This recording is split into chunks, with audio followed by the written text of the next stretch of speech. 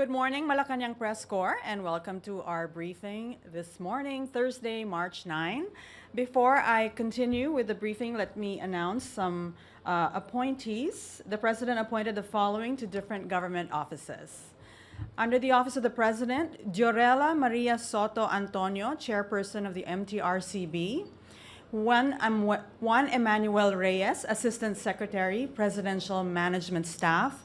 Jonathan Malaya, Assistant Director General. Department of Agriculture, Genevieve Velicaria-Guevara, Assistant Secretary. Celso Olido, Director 3. Maria Melbawi, Director 3. Cheryl Usala, Executive Director 3, Philippine Rubber Research Institute. Department of Human Settlements and Urban Development, Maria Lorena Rigor, Director 4. Department of Labor and Employment, Rene Soriano, Acting Member, representing the Employers Sector, Board of Commissioners, Employees Compensation Commission. Rene Cristobal, Member, representing the Employers Sector, National Tripartite Industrial Peace Council. Arthur F. Huego, Member, representing the Labor Sector, National Tripartite Industrial Peace Council. Jose Rolanda Moya, Member, representing the Employers Sector, National Tripartite Industrial Peace Council. And Ranulfo Payos, Member, representing the Employers Sector, again, also of the National Tripartite Industrial Peace Council. And Antonio El Sayo, also a member of the National Tripartite Industrial Peace Council. Carlos Catis, representing the Workers Sector, Region 9, Regional Tripartite Wages and Productivity Board, National Wages and Productivity Commission. Alice Dumadag, Member, representing the Workers Sector, Region 12, Regional Tripartite Wages and Productivity, National Wages Productivity Commission. And the Department of Migrant Workers, Maria Regina Angela Galias, Director 4, Marlito Rodriguez, Director 4. Department of Transportation, Jose Briones Jr., Deputy Administrator 3, Office for Transportation Secretary. Jose Carillo, Director 4, Office for Transportation Security. Rodelio Hoxon, Director 4, Office for Transportation Security.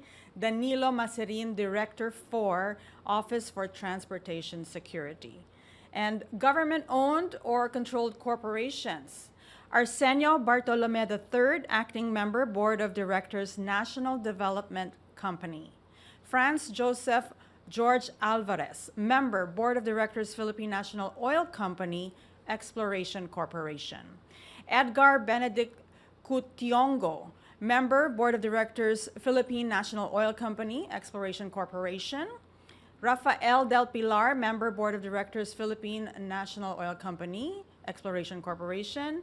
And Arthur Saldivar Sally, also a member, Board of Directors, Philippine National Oil Company, Exploration Corporation. Romeo O. Solis Jr., also a member, Board of Directors, PNOC, Exploration Corporation.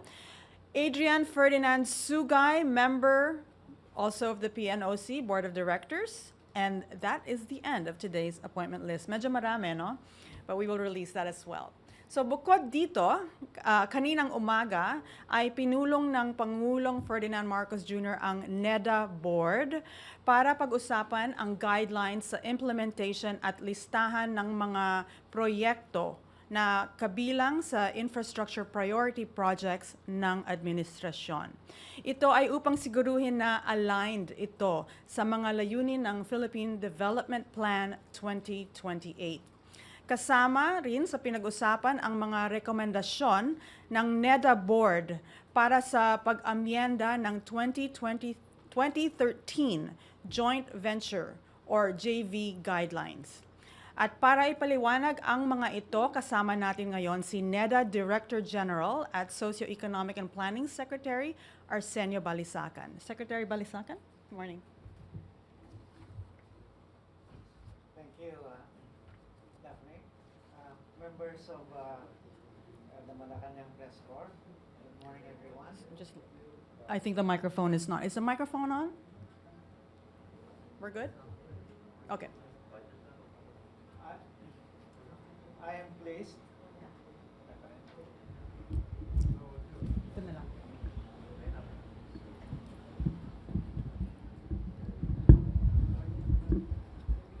Thank you. Media briefer, Daphne Paez, members of the Malacañang Press Corps. Good morning. I am pleased to announce that the National Economic and Development Authority Board, chaired by President Ferdinand Romualdez Marcos Jr., during its fourth meeting today, approved two game-changing initiatives that aim to further raise investments and transform the Philippine economic landscape. These are the government's new list of infrastructure flagship projects, or IFPs, and the amendments to the 2013 NEDA joint venture, or JV guidelines.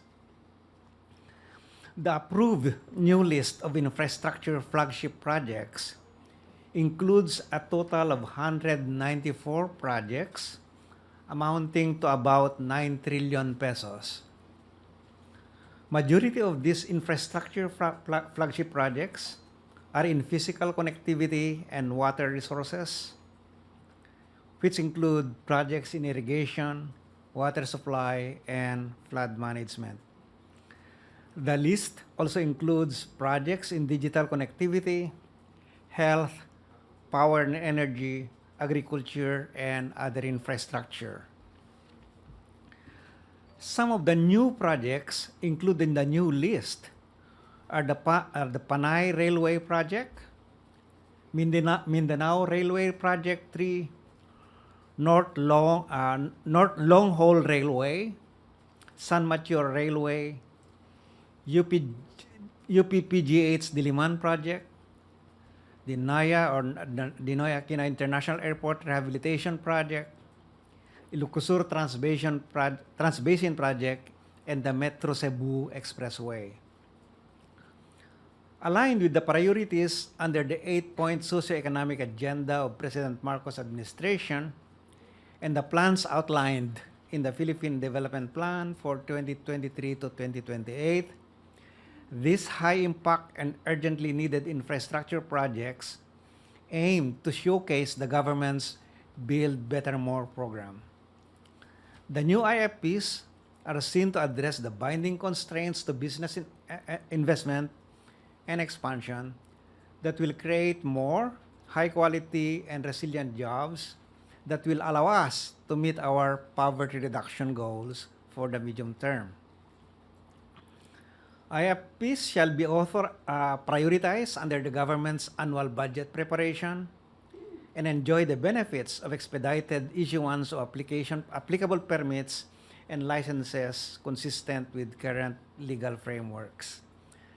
These projects will adopt an optimal mix of financing from various development partners, that is ODA, the national government, that is general appropriations, and the private sector, particularly public-private partnerships.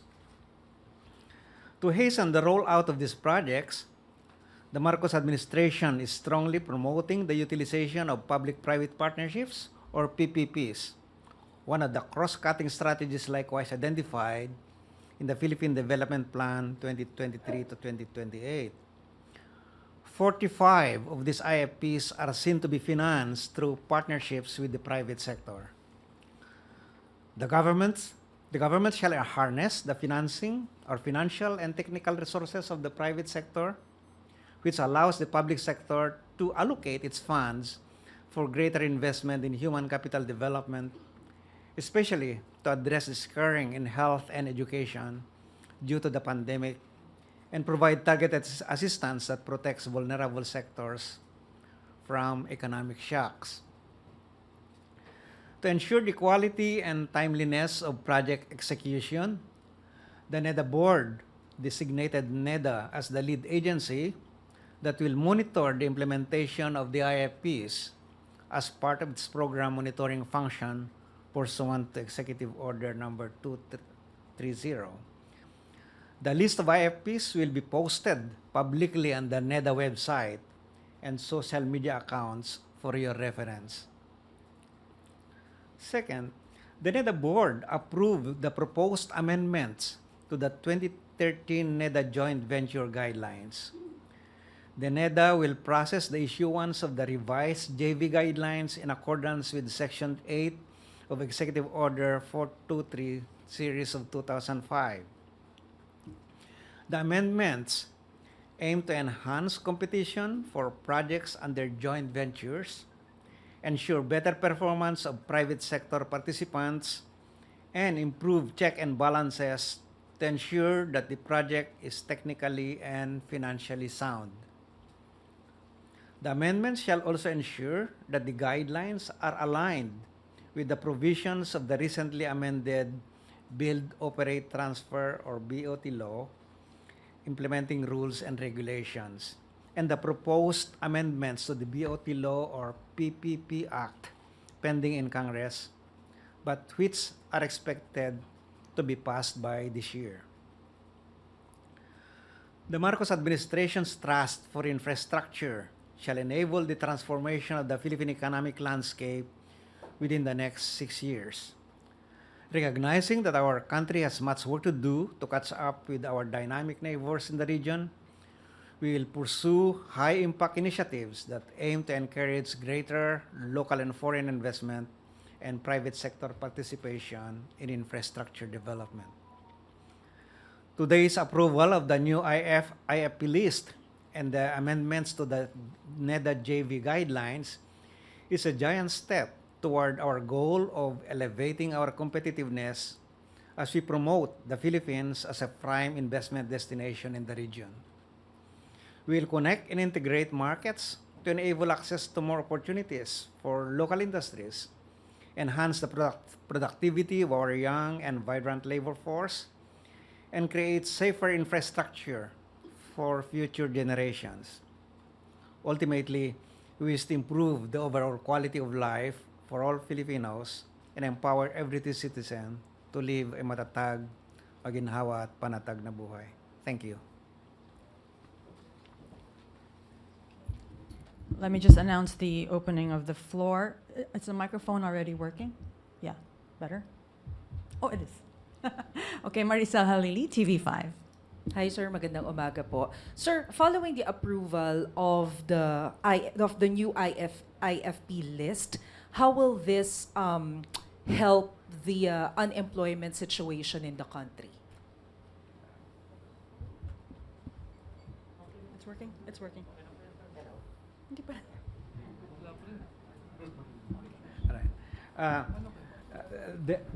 Definitely, this IFP and especially once they are rolled out, implemented, will boost employment opportunities because these are investments, these are construction. There will be construction activities, massive construction activities, and that will improve the investment climate in the country so that more investors can come in, both domestic and foreign, and the current investors can expand their operations. Those will create jobs. So the whole purpose of putting this in place and to roll them as fast as we can is to generate employment opportunities so that we can also achieve our poverty reduction goal at, reduce it to single-digit level by 2028. Sir, do we have a rough estimate as to how many Filipinos will benefit from this in terms of employment? Gaano karami po yung pwedeng mabigyan ng trabaho? We don't have specific numbers here, but as we all know, when you have major infrastructure projects that directly will generate employment, but more importantly, those will generate job opportunities because, as I said, that will reduce the cost of doing business in the country, that will make our investment climate more attractive because then this so-called infrastructure deficits that we have and the gaps between us and our neighbors in terms of the quality and cost of our infrastructure services will be reduced, no? And that improves our attractiveness as an investment destination. Chona Yu of Inquirer Radio. Sir, good morning. Out of 194 projects approved by the NEDA board, how many projects are under the Marcos administration and what are these projects po? Uh, there are 123 of those 194 projects that are new. They were initiated and began to be funded during this administration.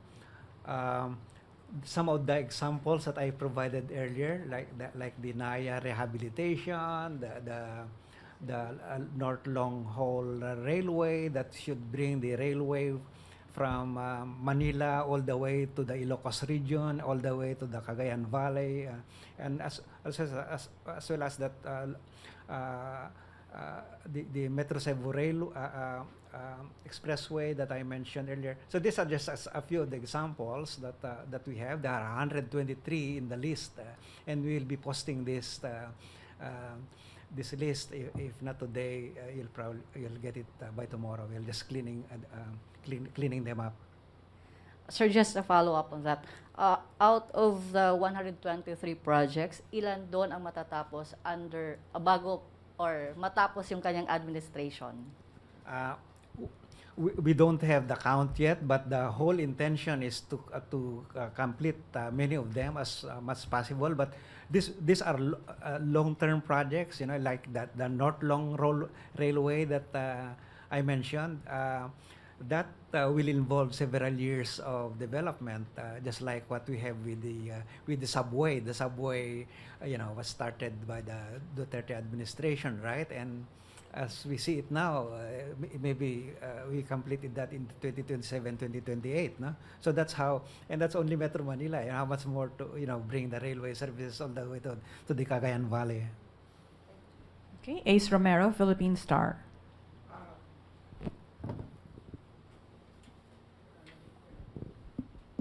So, Secretary, doon sa projects, there are 194 of them. I understand masyadong madami. Can you just give us at least yung five biggest projects na nandun sa priority list and how much? The priority list, again, includes the ongoing ones because you have heard the President early on saying that those projects that were initiated began in the previous administration, to the extent that they are useful for the economy, for our society, must be continued. And so many of these projects remain flagship projects, okay? And the big ones there are under the previous administrations, the subway. Is going to cost a lot of still money. The other one is although initiated much earlier on, this Clark commuter railway, Clark to Manila, and then all the way to Los Baños. So those are big ones too. We'll be pushing as well the railway all the way to the Bicol region. I don't have the amount here with me, but you can see that eventually in our website. We'll be posting the approved list eventually.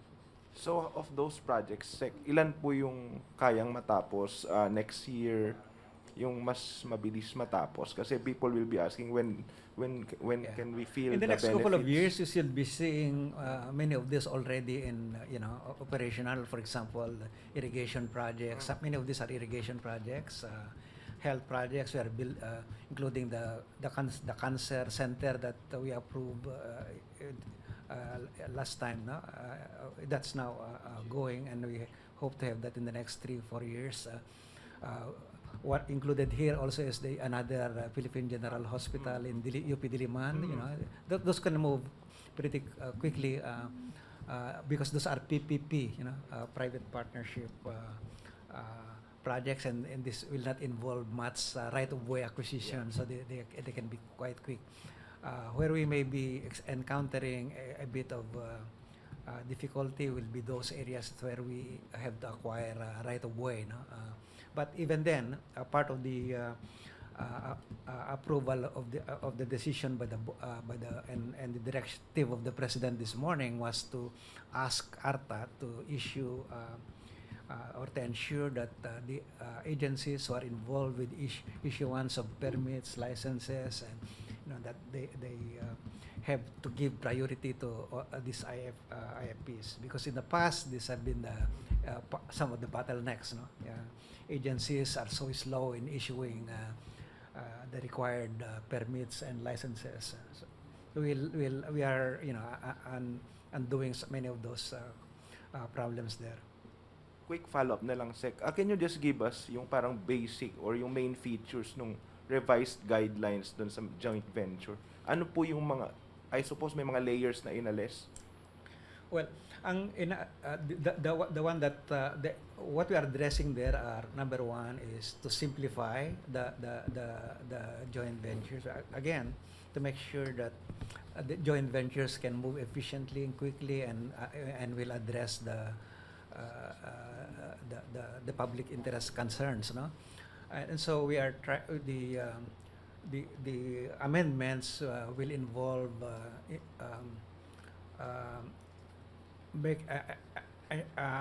putting in place features that improve the competitive processes in the selection of joint venture partners, no? So in other words, hindi lutong Macau yung mga JVs, kundi properly competed by offer in competition.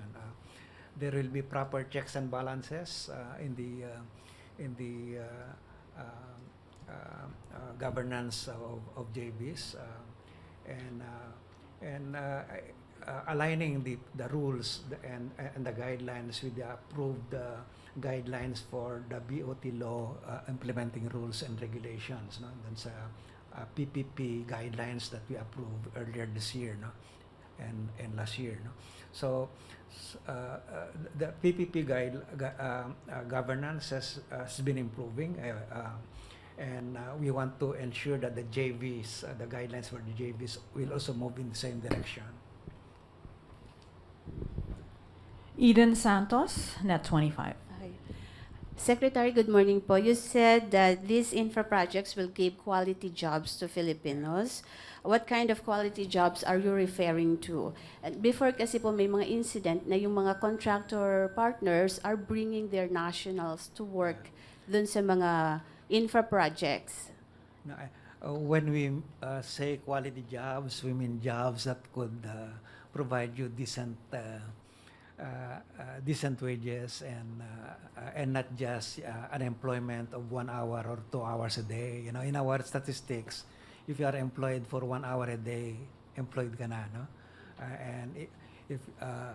And so we are looking at jobs that where wages can really be at a level that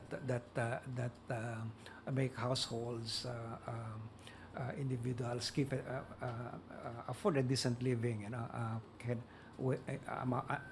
adequate enough to send their children to school, to afford basic services. So in a sense, what that means is we must be able to generate jobs, and the only way you can generate jobs that are of high quality is when you get investments.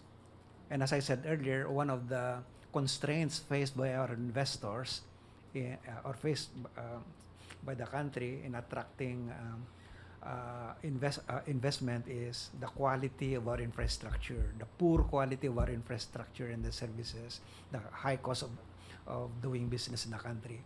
So this infrastructure program is meant to address that infrastructure deficits that we have in this country, so that investors can see us as a viable destination for their investment.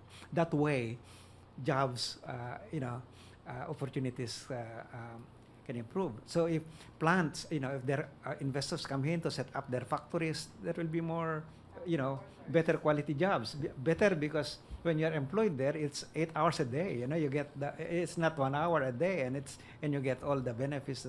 Those are the kind of jobs that we want, not the jobs that you get. Incidentally, when you're peddling cigarette in the street, that's a job. but that's not the kind of job that we would want our children to have. Secretary, another issue lang po. No? Plano po ng TUCP na maghain ng panibagong wage increase petition po. Ang tanong po ay, kaya po ba ng gobyerno natin na mapagbigyan ito, even yung kanilang hinihinging cash assistance or ayuda po ulit? Like yung camp before, sabi nila ngayon tatawagin lang BBM, ayuda para sa mga manggagawang Pilipino or BAMP.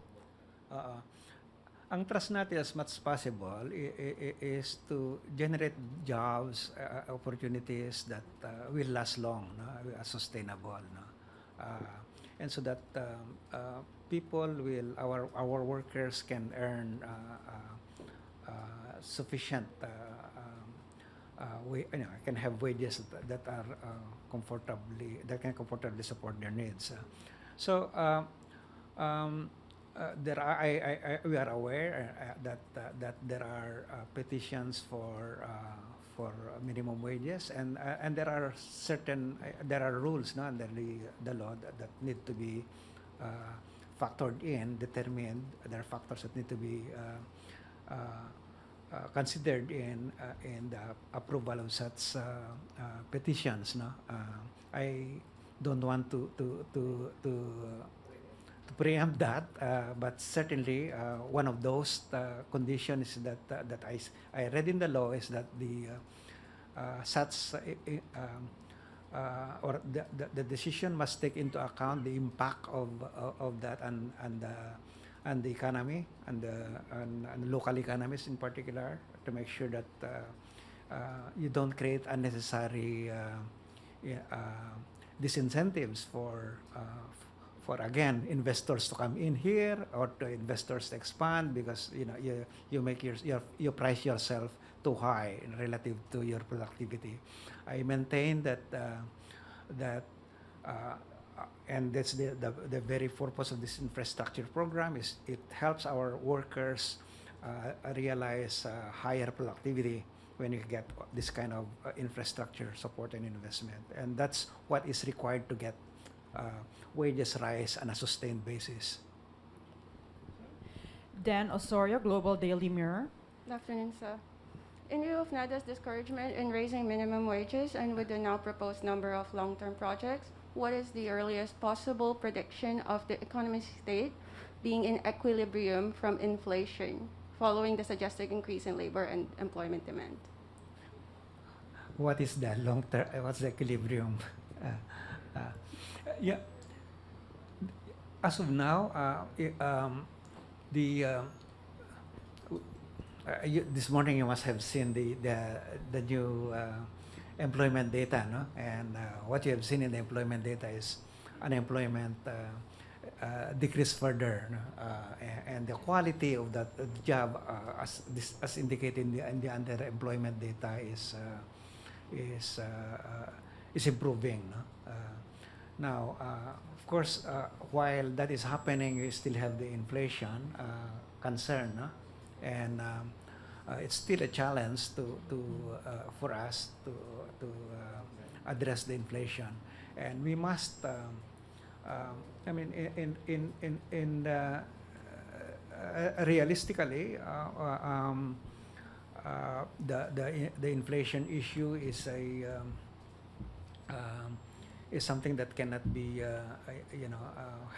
handled very quickly, and I say very quickly, not tomorrow, not but we are certainly putting in place measures that will address that will arrest those upticks in prices, and in the meantime also provide assistance to those who are most vulnerable, no, in our society, particularly in our with respect to food prices. Thank you, Dan. Next, we have Ivan Mayrina of GMA7. Secretary, there's a proposal from the Department of Energy to move work in office hours in government offices from 7 a.m. to 4 p.m. on Mondays to Thursdays, and work from home arrangements on Fridays. What do you think of this? Will this benefit the economy, and how will this impact productivity? Well, in general, what that MOVE is trying to address is conservation. You want to, because of the, as you see, a part of the upticks, the sources of the inflation is the high cost of energy, and we do think that we can reconfigure our work environment so that we could reduce energy use. No? I think that there's wisdom to that. In many countries, they do adjust the working time, no? Depending on the season of the year. So I think it's high time that we do that. One of the other things that DOE is also pushing for is the increase in the room temperature from 24 to 25. Why are we adopting at 24 and it's so cold here, right? So we're wasting a lot of energy when 25 is supposedly is comfortable, right? So I think we can save a lot from doing that. So with respect to the work from home, I think that's what the pandemic has taught us is there's possibilities for that depending on the agency concerned.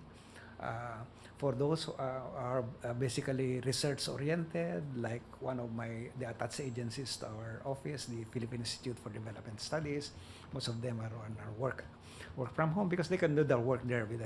But for many agencies who are involved in providing services to the public, frontline agencies, can't do that, right? So you have to be out there. So we have to be a little bit more, but I think many agencies are already adopting at least once a week work from home. So far as I know, so I think it's probably nothing new there. But I think the workspace is evolving, and we should be amenable to those changes. So, sorry, productivity, Secretary. Hindi ko kaya maapektuhan yung productivity, lalo na with 1 day less of actual, physical work in That would offices. have, the agencies would have to assess their respective their circumstances, whether that will affect their productivity. But I think what you are pointing out is there are coordination issues that have to be resolved. Like for example, when there are already 4 days in a week, then all these meetings that were previously spread 5 days a week will now be compressed into 4 days, and that might cause problems. Those meetings will be delayed, and so that solutions to problems will be delayed, and those are the inefficiencies that may arise. We have to take those that into account. That's precisely the kind of argument that I made to my office, NEDA. I said NEDA is a service agency, and we coordinate many meetings. We are the secretariat of so many agencies. We can't afford to have a work from home. That's not. We can ask the other agencies to adjust to our schedule. No? That will induce or introduce inefficiencies in the workplace and in the entire government. Thank you. Alvin Baltasar, PBS. Magandang umaga po, Ma'am Daphne. Secretary, good morning po.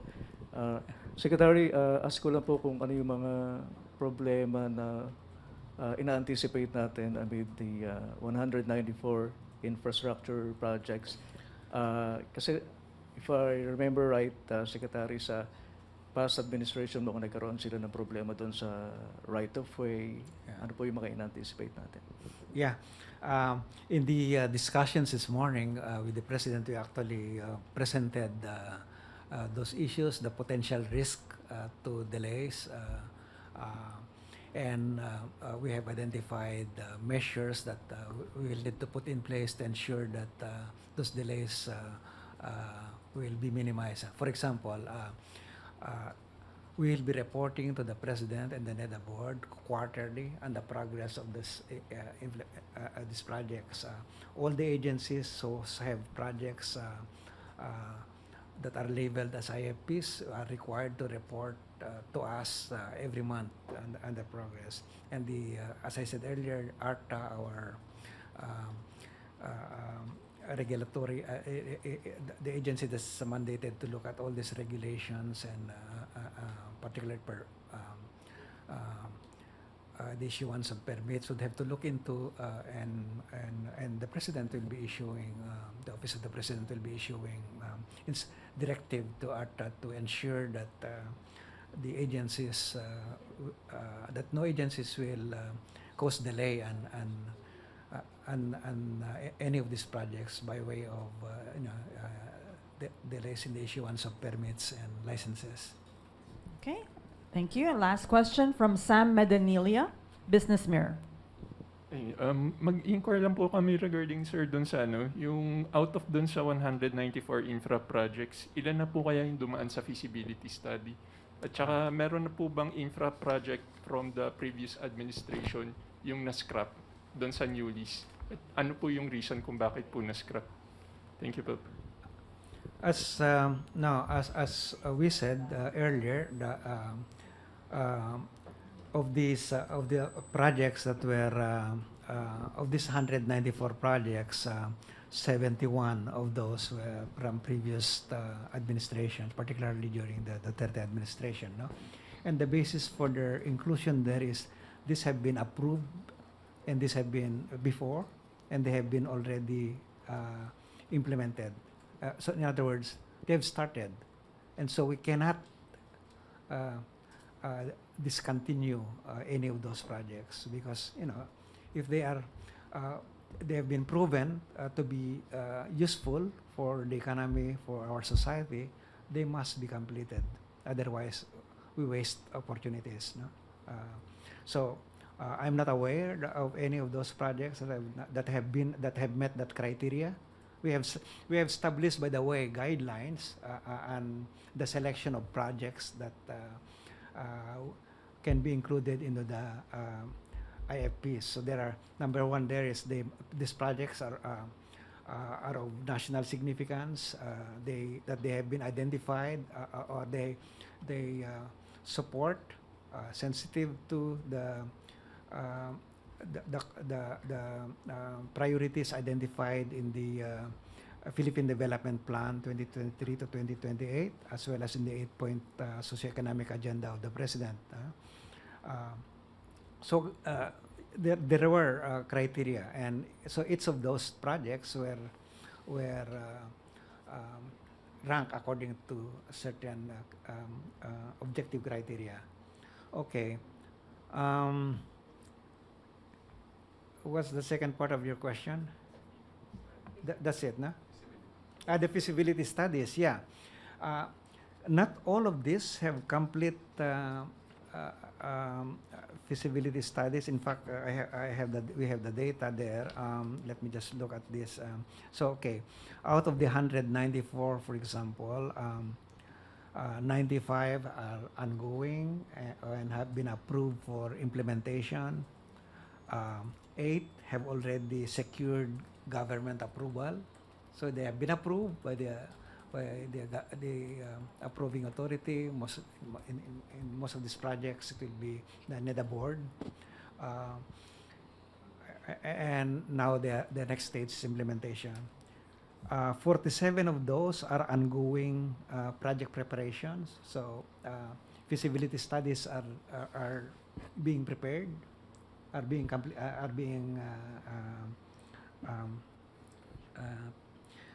completed, and the remaining, the 44, are under pre-project preparation. Now, with respect to these projects that do not have yet feasibility studies, the instruction and the decision at the NEDA board this morning was to give priority for our DBM, to give priority to these projects insofar as providing funding for the preparation of these feasibility studies. if these are part of ODA, then usually the ODA source, like if it's World Bank or ADB, that usually comes also with feasibility studies. So, but for those that are locally funded, we have to produce those feasibility studies. Okay, thank you. And really, the last one, Joyce Balancho, ABS-CBN. Hi, sir. Just to follow up lang do sa 123 new projects under the Marcos admin, how many of these projects are from investment pledges from his previous out-of-country trips? And baka may update na rin kayo, sir, sa follow-up dun sa mga investment pledges. Well, the investment pledges are not, these are for the private sector, no? Yang, magtatayo sila ng factories, hindi kasama dito yon. These are infrastructure projects, no? Irrigation, health facilities, highways, railways. Unless na, some of them will probably be investing into this infrastructure through PPP, no? But that is we'll know that as when you roll up the PPP.